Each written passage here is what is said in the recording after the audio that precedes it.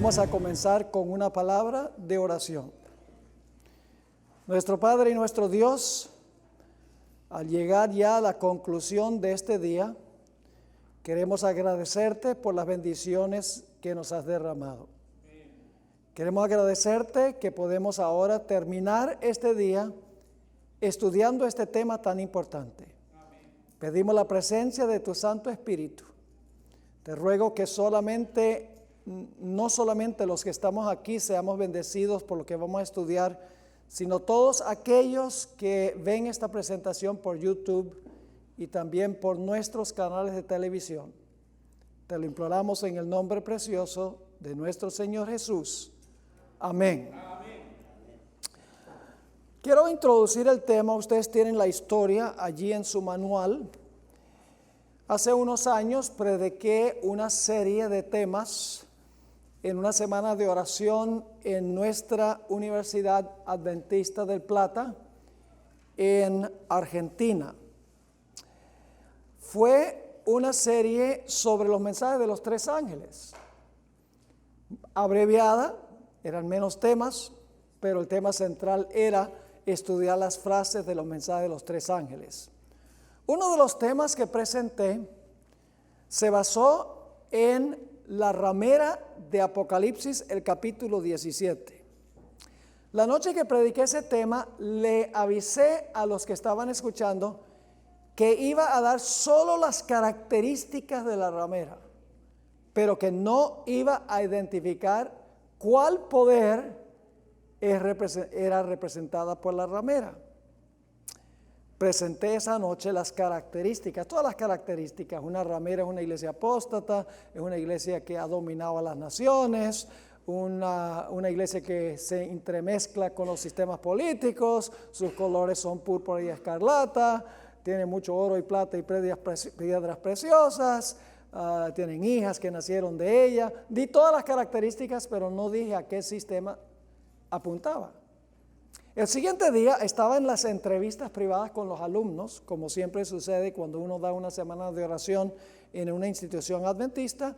Entró una enfermera que no era adventista y me dijo: pastor, usted anoche en el tema que predicó me ofendió porque habló mal de mi iglesia.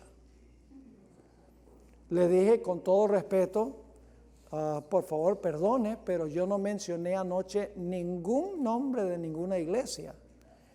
Ella me dijo: sí, pero por las características que usted presentó se sabía que estaba hablando de la iglesia católica. La miré y le dije: bueno, si las características, sin yo decir qué sistema es, usted ya sabe cuál sistema es, entonces tal vez debe prestarle atención a lo que enseña la Biblia. Continué la conversación y le pregunté: según la Biblia, ¿cuál es el día que nosotros debemos reposar? ¿Cuál es el día de reposo? Ella me dijo: el domingo. Le pregunté: ¿ha leído usted alguna vez los 10 mandamientos? Me dijo: sí, claro, yo los he leído muchas veces. Yo soy catequista, yo enseño el catecismo. Le dije: según la Biblia católica, ¿cuál es el día de reposo en los 10 mandamientos? Me dice: el domingo. Le dije: ¿cómo que el domingo? Usted dice que ha leído los 10 mandamientos en la Biblia católica. Y entonces saqué mi Biblia, Reina Valera, le dije: no tengo un ejemplar de la Biblia católica, pero le puedo asegurar que la Biblia católica lee igualito que la Biblia de la cual voy a leer. Y le leí el 4º mandamiento. Se quedó un poco con la boca abierta y luego le dije, para ponerla a pensar, le dije: acabo de leer en la Biblia que el día de reposo es el sábado. El Papa dice que el día de reposo es el domingo. Entonces, ¿a quién le creemos? ¿Le creemos a la Biblia o le creemos al Papa? Terminó la conversación, tuve una oración con ella. Me dijo: pastor, yo tengo que ir a hablar sobre este asunto con mi obispo. No la volví a ver. No sé si ella pensó y reflexionó sobre lo que yo le dije, si habló con su obispo y si finalmente aceptó el sábado. Lo sabremos cuando Cristo venga. Si la semilla que sembré logró alcanzar su corazón. Ahora, la Biblia, estamos en la página 256. La Biblia nos habla de un cuerno, y ya hemos visto esto, que intentó y pensó cambiar la ley de Dios. Vamos a leer ese versículo donde se describe el cuerno pequeño que hemos identificado como Roma papal. Hablará palabras contra el Altísimo, y a los santos del Altísimo quebrantará, y pensará en cambiar los tiempos y la ley, y serán entregados en su mano hasta tiempo y tiempos y medio tiempo. Ahora, yo he mencionado anteriormente que el gran conflicto final va a tener que ver con el asunto de autoridad. Si usted observa el sábado, está reconociendo la autoridad del que creó el sábado como día de reposo y recibirá el sello de Dios. Si por el otro lado guarda el domingo en obediencia al poder que dice haber cambiado el día del sábado al domingo, está aceptando la autoridad del poder que profesa haber cambiado el día. Y el libro de Apocalipsis dice que sobre tal persona, que Dios no lo quiera, caerá la ira de Dios sin mezcla de misericordia. Es un mensaje urgente. O recibir el sello de Dios o recibir la marca de la bestia. La señal de autoridad de Dios, que es el sábado, o la señal de autoridad de la bestia, que es la observancia del domingo, el cambio en el día de reposo. El mensaje del tercer ángel advierte en contra de adorar a la bestia, su imagen, y en contra de recibir la marca. Ahora queremos mirar un documento interesante que escribió el Papa Juan Pablo II. Este documento, que se llama Dies Domini, que significa el día del Señor, fue presentada por él en el Vaticano el 31 de mayo en la solemnidad del Pentecostés en el año 1998, ya hace algunos años.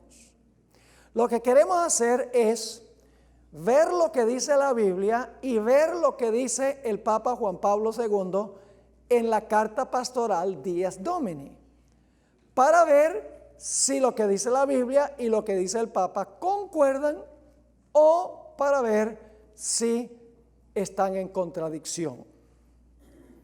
Vamos a hacerlo a manera de preguntas y respuestas. Primero le vamos a preguntar a la Biblia y luego le vamos a preguntar a Juan Pablo II en su carta pastoral. La primera pregunta se encuentra en la página 256. Según la Biblia, ¿cuál es el día que Dios bendijo y santificó? ¿Cuál es el día del Señor? Según la Biblia. Vamos a leer varios versículos. Génesis 2, 2 y 3. Y acabó Dios en el día séptimo la obra que hizo, y reposó el día séptimo de toda la obra que hizo, y bendijo Dios al día séptimo. Me da la impresión de que Él quiere que sepamos que el sábado es el séptimo. Y lo santificó, porque en Él reposó de toda la obra que había hecho en la creación. Éxodo 28 al 11, el cuarto mandamiento repite el mismo pensamiento, que el séptimo día, sábado, es el día de reposo de Dios, el día que Dios bendijo y santificó. Dice allí, acuérdate del día de reposo para santificarlo. 6 días trabajarás y harás toda tu obra, mas el séptimo día, ¿el cuál? El séptimo día es reposo para los judíos. No. Para Jehová tu Dios. No hagas en él obra alguna tú, ni tu hijo, ni tu hija, ni tu siervo, ni tu criada, ni tu bestia, ni tu extranjero que está dentro de tus puertas. Porque en 6 días hizo Jehová los cielos y la tierra, el mar y todas las cosas que en ellos hay, y reposó el séptimo día. Por tanto Jehová bendijo el día de reposo y lo santificó. ¿Cuál es el día que Dios bendijo y santificó? El séptimo. Marcos 2, 27 y 28 nos dice cuál es el día del Señor. Dice allí, también les dijo, el día de reposo fue hecho por causa del hombre, y no el hombre por causa del día de reposo. Por tanto, el Hijo del Hombre es Señor aún del día de reposo. ¿De cuál día es Jesús Señor? Del día de reposo. ¿Y cuál es el día de reposo? El séptimo, el sábado. Ahora, ustedes notarán que en la versión Reina Valera dice día de reposo, donde aparece la palabra sábado. Lo ha hecho para hacer indefinido lo que la Biblia deja muy definido. Cuando hicieron este cambio en la versión Reina Valera 60, porque en la versión de 1909 dice sábado, no dice día de reposo, la Iglesia Adventista protestó, porque la Iglesia Adventista ha apoyado mucho a las sociedades bíblicas. Y finalmente la Iglesia Adventista estuvo de acuerdo con algo, y es que se pusiera un asterisco al pie de la página a donde dice aquí equivale a sábado. Pues si equivale a sábado, pon sábado. ¿Para qué vas a poner un pequeño asterisco al pie de la página? Es la palabra sábado la que se usa. Noten Isaías 58, el versículo 13 y el versículo 14. Si retrajeres del día de reposo, nuevamente debe ser sábado, si retrajeres del sábado tu pie, de hacer tu voluntad, ¿en qué? Mi día santo, está hablando Dios, y lo llamares delicia, el día santo glorioso de Jehová, y lo venerares, no andando en tus propios caminos, ni buscando tu voluntad, ni hablando tus propias palabras, entonces te deleitarás en Jehová. Y yo te haré subir sobre las alturas de la tierra y te daré a comer la heredad de Jacob tu padre, porque la boca de Jehová lo ha hablado. ¿Cuál es el día de Jehová? ¿Cuál es el día que le pertenece a Dios?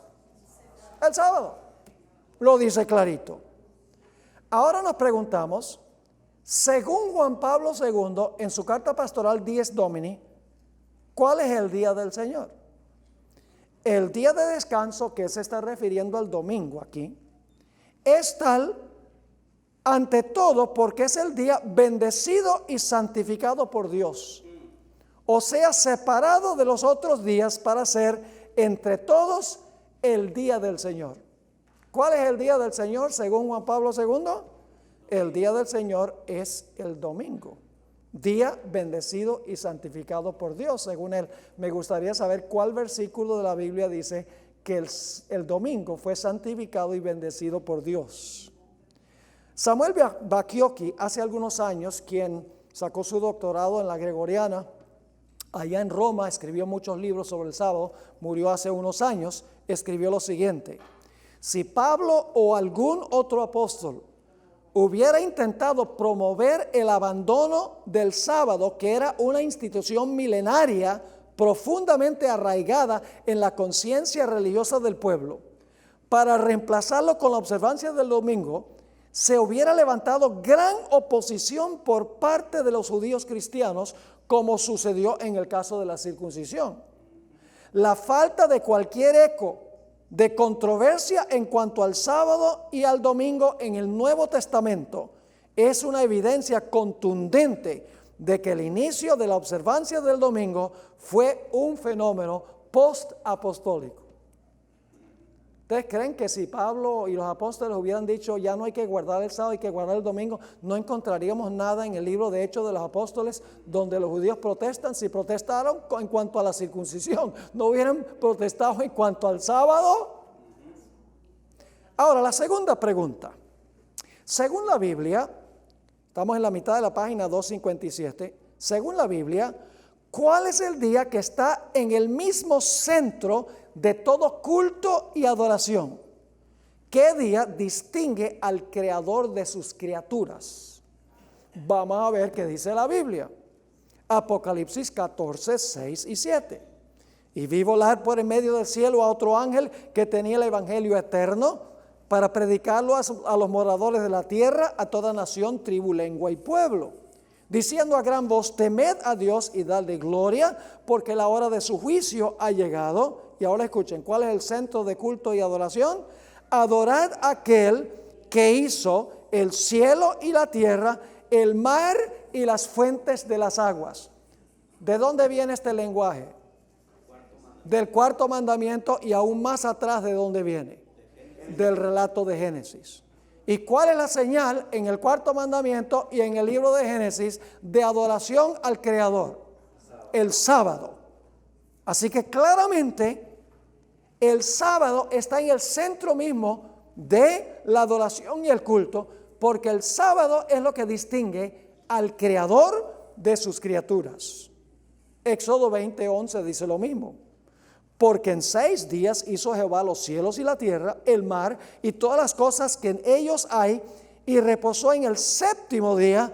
Por tanto Jehová bendijo el día sábado, que es día de reposo, y lo santificó. Yo pregunto, cuando estemos en la tierra nueva, ¿qué día vamos a guardar?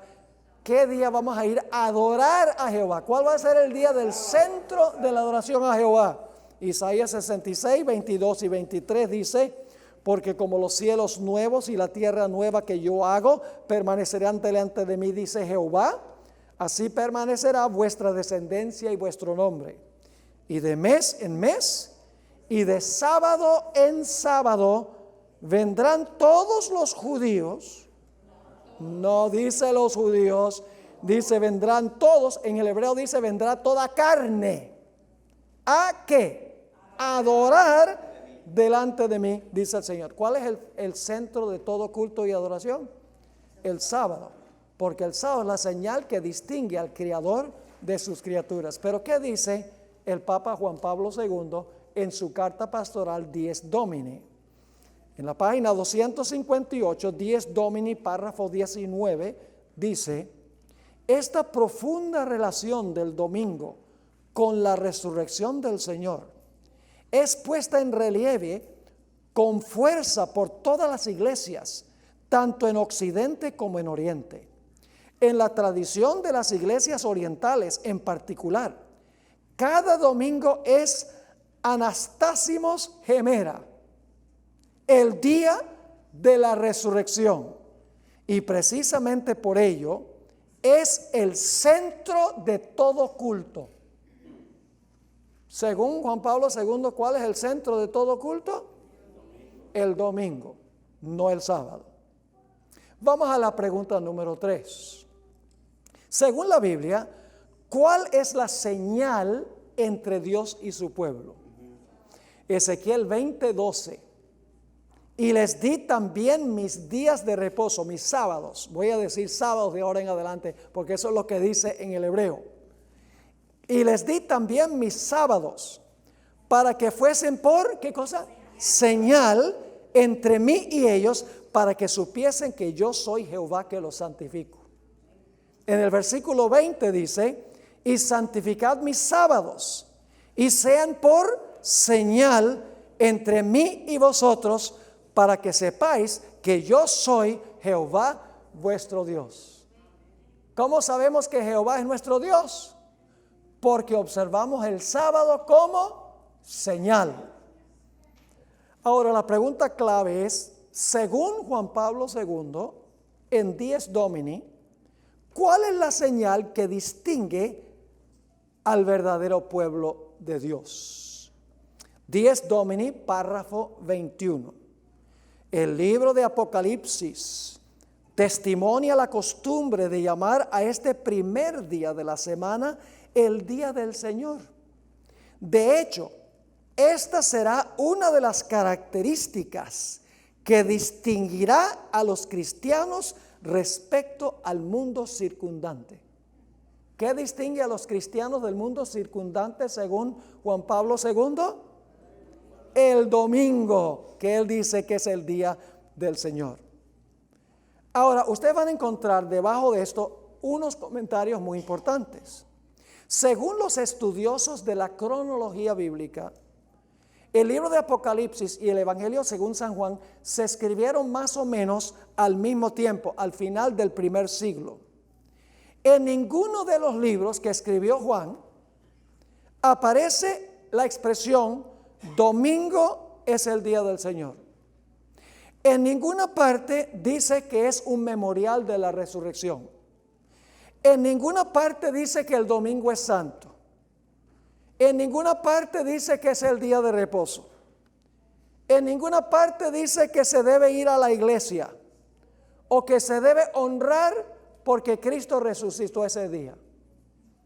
En ninguno de los escritos de Juan, ni en Apocalipsis, ni en el Evangelio según San Juan.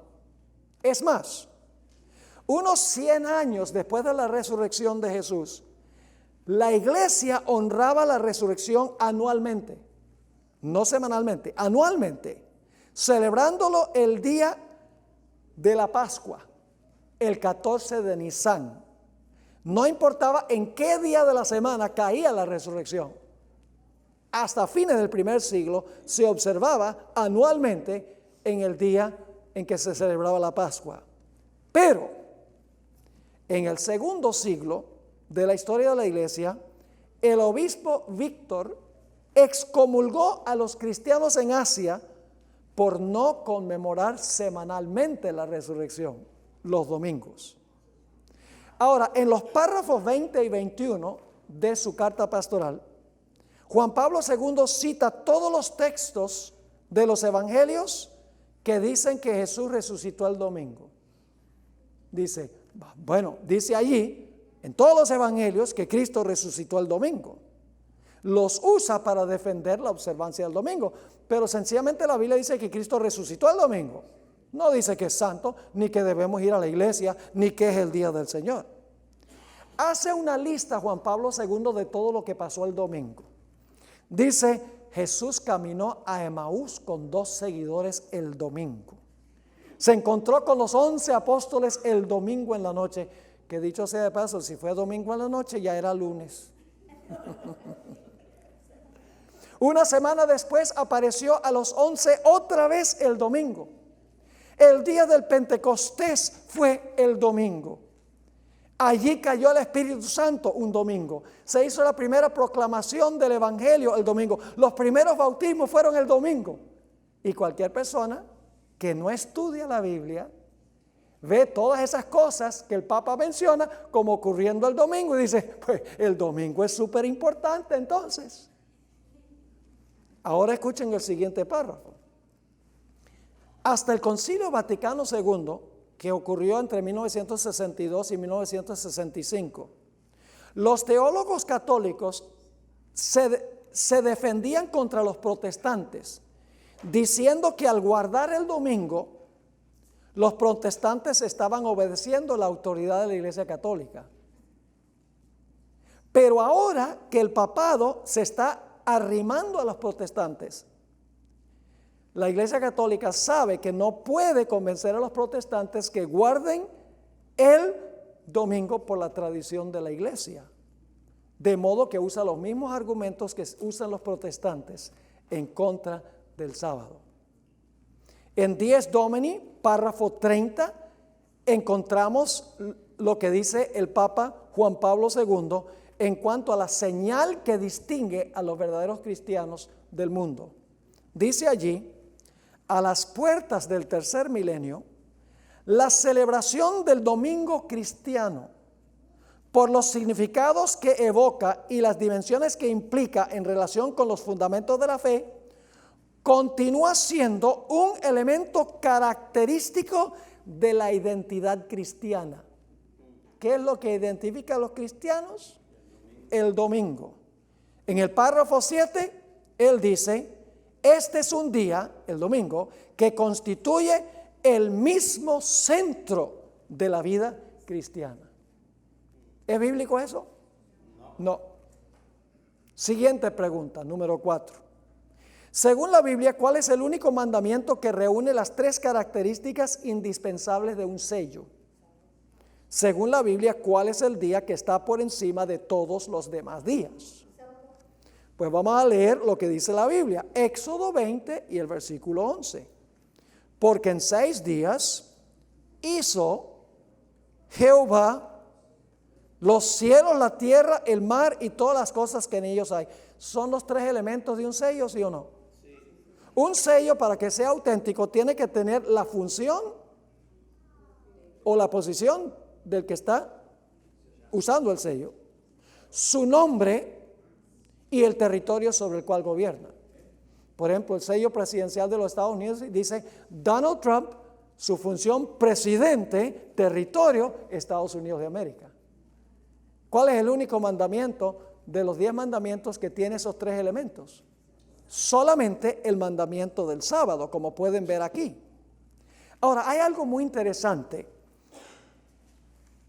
En la antigüedad se han descubierto pactos que estaban escritos en tablas de barro. Tienen varias características estas tablas.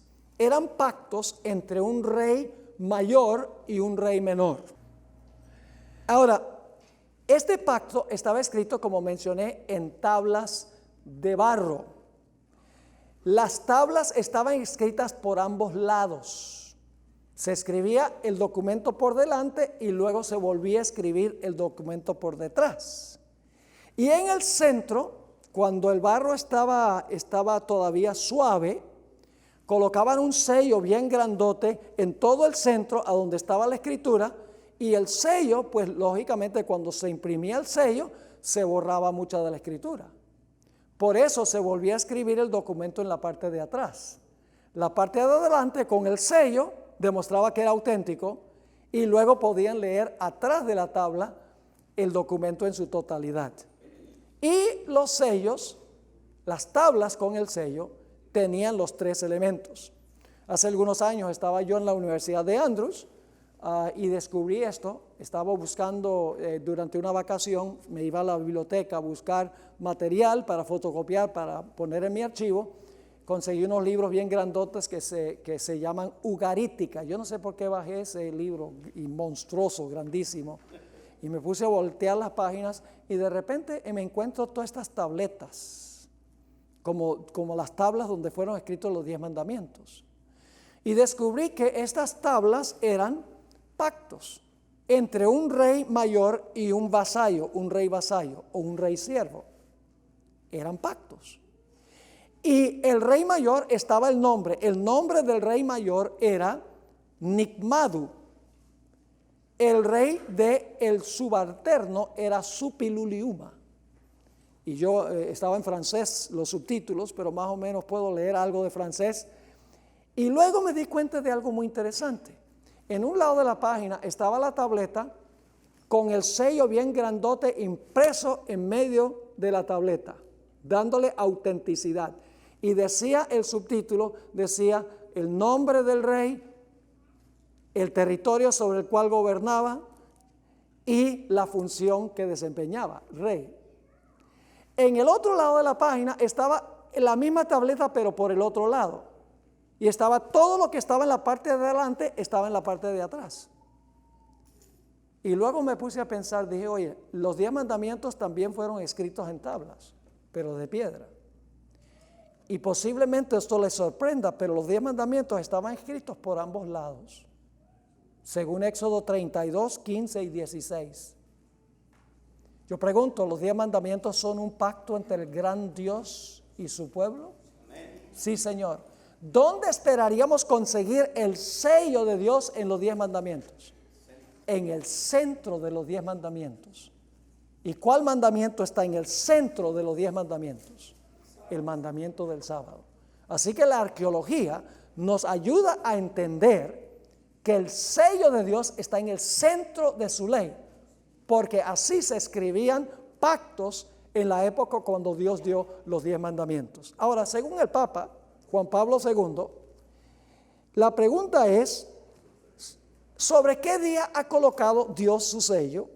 ¿Y cuál es el día que está por encima de todos los demás días? La página 260.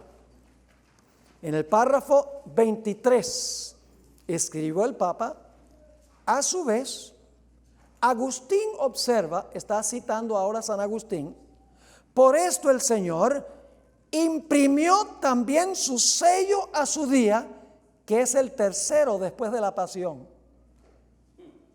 ¿Cuál es el día tercero después de la pasión de Cristo en Getsemaní? El domingo. Cita a San Agustín y dice que Dios ha colocado su sello sobre el domingo. Según la Biblia, ¿dónde está el sello? El sello es el sábado. Dies Domini, párrafo 2, el Papa escribió: hay pues motivos para decir, como sugiere la homilía de un autor del siglo IV, que el día del Señor es el Señor de los días. En Dies Domini, párrafo 25, el Papa escribió: el domingo es pues el día en el cual, más que ningún otro, el cristiano está llamado a recordar la salvación que, ofrecida en el bautismo, le hace hombre nuevo en Cristo, más que cualquier otro día, dice él. En el párrafo 55 escribió, y esto es blasfemo: sea bendito aquel que ha elevado el gran día del domingo por encima de todos los días. Se está bendiciendo él mismo, porque él fue el que cambió el día, el papado. Pregunta número 5. ¿Qué actitud tiene Dios para con la antigua práctica pagana de adorar al sol? ¿Cómo mira Dios la adoración al sol? Ezequiel 8, 16 y 17. Y me llevó al atrio de adentro de la casa de Jehová. Y he aquí, junto a la entrada del templo de Jehová, entre la entrada y el altar, como 25 varones, sus espaldas vueltas al templo de Jehová. ¿Y qué? Y sus rostros hacia el oriente, y adoraban al sol postrándose hacia el oriente. Y me dijo: ¿no has visto, hijo de hombre? Es cosa liviana para la casa de Judá hacer estas abominaciones que hacen aquí. El mismo pueblo de Dios está haciendo esto. Después que han llenado de maldad la tierra, se volvieron a mí para irritarme. He aquí que aplican el ramo a sus narices. En la Iglesia Católica hay soles por todas partes. Uno de mis pasatiempos favoritos cuando yo visito Latinoamérica es visitar todas las iglesias y catedrales que puedo conseguir, para ver las ilustraciones que se encuentran, las imágenes y los retratos en las catedrales y los templos católicos. Y me he quedado maravillado de ver que hay soles, pero por todas partes. La tonsura redonda en la cabeza lo hacían los sacerdotes del sol. Además de eso, la hostia redonda de color amarillo es un símbolo solar. Soles aparecen en copas, en altares, en ventanas, en obras de arte, en coronas, en vestiduras, por todas partes soles. ¿Por qué? Porque el papado adoptó el día del sol, parcialmente por lo menos, para complacer a los paganos, para que se sintieran cómodos en iglesias cristianas. Y alguien podría decir: pero pastor, no es lo mismo, y yo mencioné esto anteriormente, no es lo mismo adorar el sol que adorar en el día del sol. Y yo sostengo que en principio sí es lo mismo. ¿Quién creó el sol? Dios. ¿Lo creó para la adoración? No, es un objeto secular. ¿Qué sucede si el hombre lo convierte en un objeto de adoración? ¿Cómo se llama eso? Idolatría. ¿Quién creó el primer día de la semana? Dios. ¿Lo creó para la adoración? No, es un día secular de trabajo. Así es. ¿Qué pasa si los seres humanos lo convierten en un día de adoración? Idolatría. Igualmente es idolatría. No importa que sea un objeto o un día, cualquier cosa que el hombre hace para la adoración es idolatría. ¿Qué dice el Papa en cuanto a los paganos y la entrada del domingo a la Iglesia Católica? En Dies Domini, párrafo 27, el Papa escribió: en efecto, una aguda intuición pastoral sugirió a la Iglesia cristianizar para el domingo el contenido del día del sol. Él mismo lo está admitiendo. expresión con la que los romanos denominaban este día y que aún hoy aparece en algunas lenguas contemporáneas, apartando a los fieles de la seducción de los cultos que divinizaban el sol y orientando la celebración de este día hacia Cristo, verdadero sol de la humanidad. Es decir, llevándolos de adoración al sol a la adoración en el día del sol, el mismo día, así se iban a sentir cómodos en la iglesia. El Catecismo de la Iglesia Católica, página 480, la edición de 1992, dice esto: nos reunimos todos el día del sol porque es el primer día después del sábado judío, pero también el primer día en que Dios, sacando la materia de las tinieblas, creó al mundo. ¿Y desde cuándo uno debe guardar el primer día? Porque Dios comenzó la creación el domingo. El domingo y el sábado son opuestos. El sábado es el día número 7 y el domingo el número 1. Están en polos opuestos. Dios no mandó a guardar el domingo porque empezó a crear la luz ese día. No, creó todo y luego dice que reposó el séptimo día. Así que el Papa admite que el paganismo tiene mucho que ver con la entrada del domingo a la iglesia como día de reposo. Pregunta número 6. Según la Biblia, ¿qué relación debe existir entre la iglesia y el Estado? Ya hemos leído de Mateo 22, 20 y 21. Entonces les dijo Jesús: ¿de quién es esta imagen y la inscripción? Le dijeron: de César. Y les dijo: dad pues a César lo que es de César y a Dios lo que es de Dios. ¿Debe mantenerse separado lo de César de lo de Dios? Sí. Juan 18, 36. Noten lo que dice Jesús. Y el Papa dice que es representante de Jesús. Así que debe ser lo mismo que Jesús, si en verdad representar a Cristo en la tierra. Dice Jesús a Pilato: mi reino no es de este mundo. Si mi reino fuera de este mundo, mis servidores pelearían para que yo no fuera entregado a los judíos, pero mi reino no es de aquí. ¿Enseñó Jesús que debe unirse la iglesia con el Estado? No. Dijo que se debe mantener separados los dos. Ahora, según el Papa Juan Pablo II, ¿cuál relación debe haber entre la iglesia y el Estado? Dies Domini, párrafo 64. Solamente en el siglo IV, la ley civil del Imperio Romano reconoció el ritmo semanal, disponiendo que en el día del sol los jueces, las poblaciones de las ciudades y las corporaciones de los diferentes oficios dejaran de trabajar. Los cristianos se alegraron de ver superados así los obstáculos que hasta entonces habían hecho heroica a veces la observancia del día del Señor. Ellos podían dedicarse ya a la oración en común sin impedimentos. Dice: gloria a Dios que Constantino hizo esa ley para que todo el mundo pudiera guardar el domingo por ley del imperio. Ahora, es interesante que esta ley de Constantino, a la cual se refiere el Papa, en realidad se ratificó el 7 de marzo del año 321 y era una ley civil, pero pronto se tornó una ley religiosa. En el sínodo de la Odisea, en el año 336, se convirtió en una ley religiosa, la que había dado Constantino como una ley civil.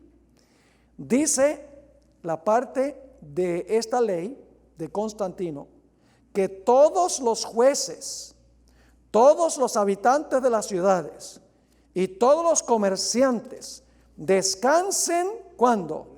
En el venerable día del sol.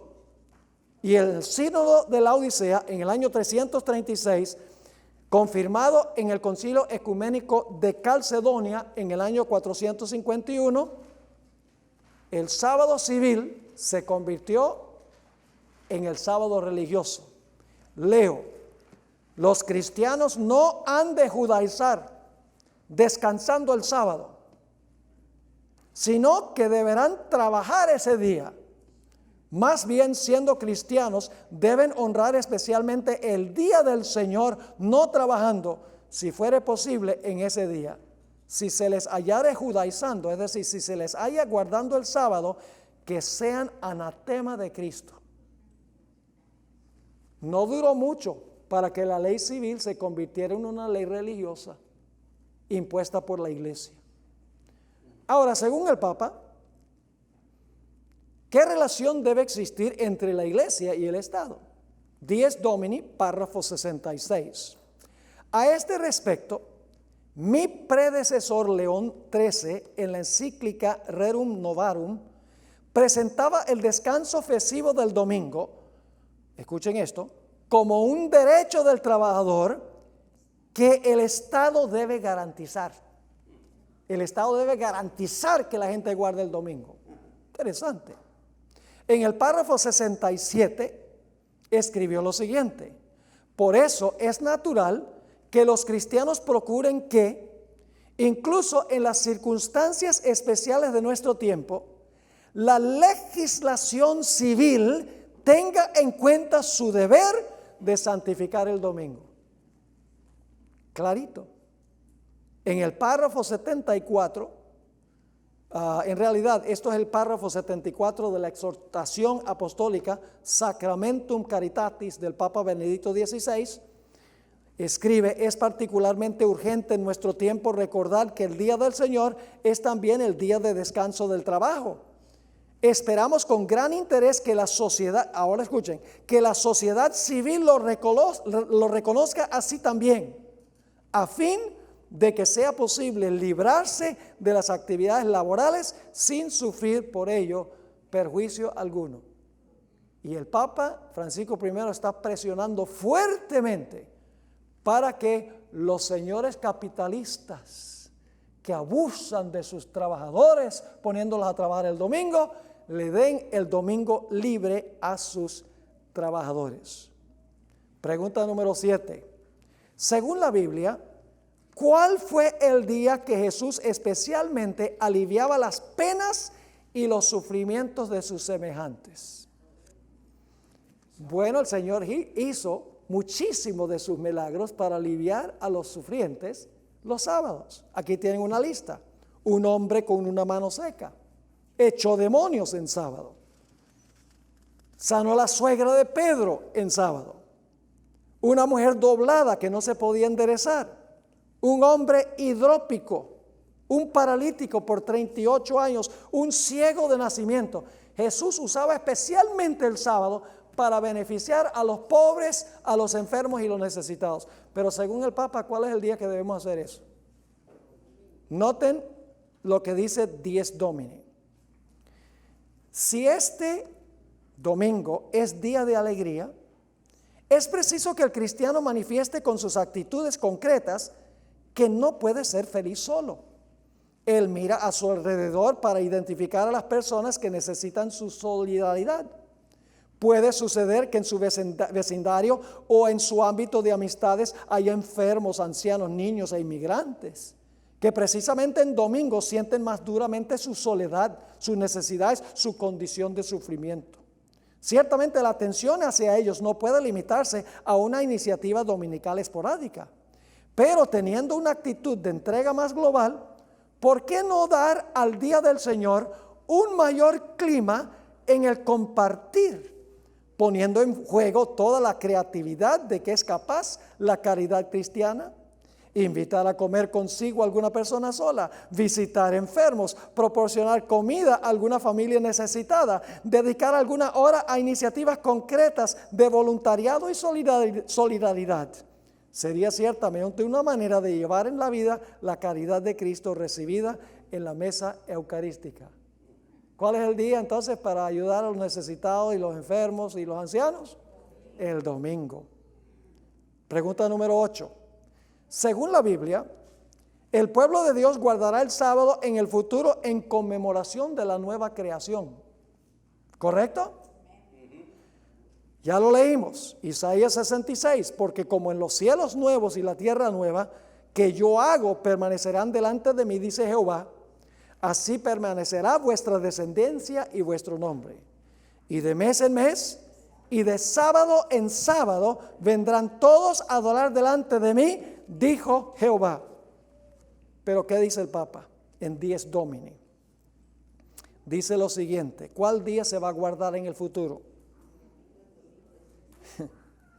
Y de domingo en domingo, la comunidad cristiana iluminada por Cristo camina hacia el domingo sin fin de la Jerusalén celestial, cuando se completará en todas sus facetas la mística ciudad de Dios, que no necesita ni de sol ni de luna que la alumbren, porque la ilumina la gloria de Dios y su lámpara es el Cordero. Está diciendo que en el cielo no va a haber ciclo semanal, sino que va a haber un domingo sin fin eterno. Radicalmente contrario a lo que dice la Biblia. La Biblia dice de mes en mes para comer del árbol de la vida, y de sábado en sábado iremos a adorar delante de Jehová. Pregunta número 9. Según la Biblia, ¿cuánto valen las tradiciones de los hombres cuando contradicen la palabra escrita de Dios? Marcos 7:7. Pues en vano me honran, enseñando como doctrinas mandamientos de hombres. Es decir, cuando enseñamos mandamientos de hombres, estamos nosotros honrando en vano a Dios. Ahora, según el documento Dies Domini, ¿de dónde viene la observancia del domingo? Aunque Juan Pablo II hizo un intento valiente de demostrar que la observancia del domingo es algo que comenzó en los tiempos apostólicos, en realidad en otras partes él admite que el domingo vino como resultado de la tradición humana. Vamos a leer aquí algunos párrafos en la página 264. Dies Domini, párrafo 6.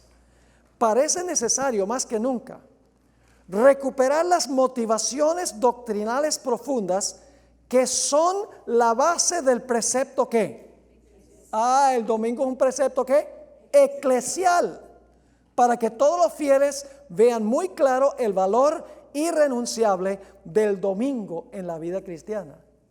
Ahí ya se divisa que dice que es un precepto eclesial. En el párrafo 6, él dice, según la carta pastoral, al observar el domingo estamos siguiendo la perenne tradición de la iglesia, dice él. En el párrafo 18 dice, dado que el tercer mandamiento depende esencialmente del recuerdo de las obras salvíficas de Dios, los cristianos, percibiendo la originalidad del tiempo nuevo y definitivo inaugurado por Cristo, han asumido como festivo el primer día después del sábado, porque en él tuvo lugar la resurrección del Señor. ¿Quiénes son los que establecieron esto? Dice, ¿los qué? Los cristianos lo hicieron. En el párrafo 27, la carta pastoral dice que la reflexión creyente y la práctica pastoral cristianizó el día domingo.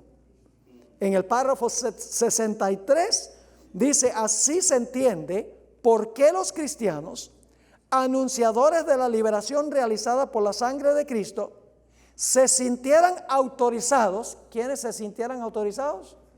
Los cristianos, según él, se sintieran autorizados a trasladar el sentido del sábado al día de la resurrección. Y en el párrafo 81 escribió, grande es ciertamente la riqueza espiritual y pastoral del domingo, tal como la tradición nos lo ha transmitido. Qué interesante. Uno leyendo cuidadosamente la carta pastoral se da cuenta que el Papa está diciendo, este es un precepto cambiado por los cristianos, cambiado por la tradición de la iglesia. Pregunta número 10. Según la Biblia, ¿cuál día guardó la bienaventurada Virgen María?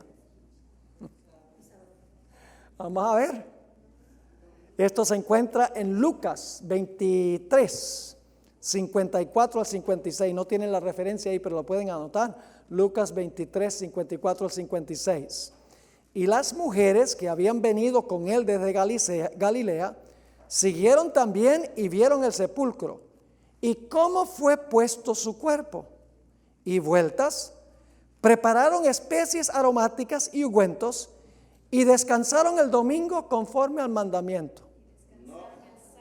Ah, bueno, yo lo mencioné más para que me protesten. ¿Ve? Ha sido un largo día. Dice aquí, las mujeres, ¿qué día reposaron? Reposaron el sábado conforme al mandamiento. Ahora, ¿qué día dice Juan Pablo II que María, la madre de Jesús, guardó? Dies Domini, párrafo 86. Encomiendo la viva acogida de esta carta apostólica, es la conclusión de su carta, por parte de la comunidad cristiana a la intercesión de la Santísima Virgen. Ella, sin quitar nada al papel central de Cristo y de su Espíritu, está presente en cada domingo de la iglesia. Lo requiere el mismo misterio de Cristo. En efecto, ¿cómo podría ella, que es la Mater Domini, es decir, la Madre del Señor, y la Mater Ecclesiae, que significa la Madre de la Iglesia, no estar presente por un título especial el día que es a la vez Dies Domini, Día del Señor, y Dies Ecclesiae, que significa el Día de la Iglesia? Entonces, cuando comparamos la Biblia con la carta pastoral de Juan Pablo II, encontramos una drástica contradicción. ¿Cuál de las dos autoridades aceptamos? ¿La de un hombre que está muerto o del Dios viviente? ¿Uno que no tiene poder creador o la señal del que creó los cielos y la tierra y todo el universo? ¿Cuál autoridad aceptamos? Esa es la pregunta clave. ¿Aceptamos las tradiciones de los hombres o aceptamos la palabra de Dios? Este es el punto de contención en el mensaje del tercer ángel. El mensaje del tercer ángel dice: no adores a la bestia, el poder papal, ni adores la imagen, que es la copia en los Estados Unidos de la bestia, uniendo la iglesia con el Estado, ni reciba su marca, la marca de su autoridad, que es la observancia del domingo como día de reposo. No haga eso, porque dice allí en el mensaje del tercer ángel: si tú haces eso, vas a recibir finalmente la marca de la bestia, y la ira de Dios sin mezcla de misericordia va a caer sobre la persona que, a sabiendas, teniendo la luz de la palabra, insiste en desobedecer a Dios y obedecer el poder que se denota como la bestia. Ahora quiero tratar un punto final en el tiempo que nos queda, y está en la página 265. La ironía es que la Iglesia Católica dice que el sábado ha sido cambiado al domingo en la nueva dispensación, pero ellos siguen haciendo lo mismo que el judaísmo de la antigua dispensación. Tienen templos, altares, sacrificios, incienso, rocían agua bendita, vestimentas sacerdotales, fiestas, como si Cristo nunca hubiera venido. Pero cuando se trata del sábado, uno de los 10 mandamientos dice: eso era de los judíos. El Papa declara que el sábado es el día del antiguo pacto y lo llama el sábado judío. El único problema con esto es que el sábado fue establecido en Génesis, antes que hubiese antiguo pacto y antes que hubiese un judío, y fue establecido por Dios. Una vez hablaba con un individuo y le pregunté, le dije: oye, ¿qué día de la semana guardas tú? Él dice: bueno, yo guardo el día domingo. Yo le dije: yo guardo el sábado. Y él dice: ¿tú guardas el sábado? ¿Por qué guardas el sábado? Porque en Génesis dice que Dios santificó el sábado, y en el cuarto mandamiento dice que Dios santificó y bendijo el sábado. Me dijo: ¿y cómo sabes tú que el sábado de hoy es el mismo sábado de Génesis y del cuarto mandamiento? ¿Cómo sabes que es el mismo día? Yo lo miré y le dije: bueno, déjame preguntarte, ¿qué día de la semana guardas tú? Yo guardo el domingo. ¿Por qué guardas el domingo? Porque Cristo resucitó ese día. Así que tú guardas el domingo porque ese es el día que Cristo resucitó. Sí, Señor. Le dije, pues si tú guardas el domingo porque Cristo resucitó y es el mismo día, pues el sábado también es el mismo día. Pues no puede decir que el domingo de hoy es el mismo día de la resurrección, pero el sábado es otro día. Y luego me dijo, pero ¿cómo sabes que el sábado de la creación es el mismo sábado que guardó Jesús? Le dije, te voy a explicar por qué. Porque Jesús creó el sábado y Jesús no iba a guardar el día equivocado. Yo me maravillo, hermanos y hermanas, cuando yo veo cómo los cristianos quieren deshacerse del sábado. ¿Por qué? Si es el día que Jesús quiere pasar todo el día con nosotros, donde suspendemos todo lo nuestro, todo lo secular, televisión, música, juegos, shopping, y dedicamos todo el día a actividades espirituales para recargar nuestras baterías con Jesús. Para eso es el sábado. No es un yugo de servidumbre, no es una carga que nadie puede sobrellevar. Es un día bendecido por Dios. Es un deleite, según Isaías el capítulo 58. Delicia, lo llamaré delicia, santo, honorable de Jehová. Qué insulto cuando un cristiano dice, ese es el sábado de los judíos, como si los judíos lo hubieran creado. El sábado de Jehová porque Él lo hizo. Como todo lo demás que existe es de Él porque Él lo hizo. ¿Cómo vamos a decir que todo lo que Dios hizo es de Él, pero el sábado es de los judíos? No tiene ningún sentido. Así que esta será la gran prueba final. ¿Sello de Dios o marca de la bestia?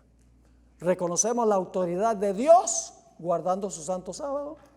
¿Reconocemos la autoridad de la bestia observando el cambio del día que Él hizo?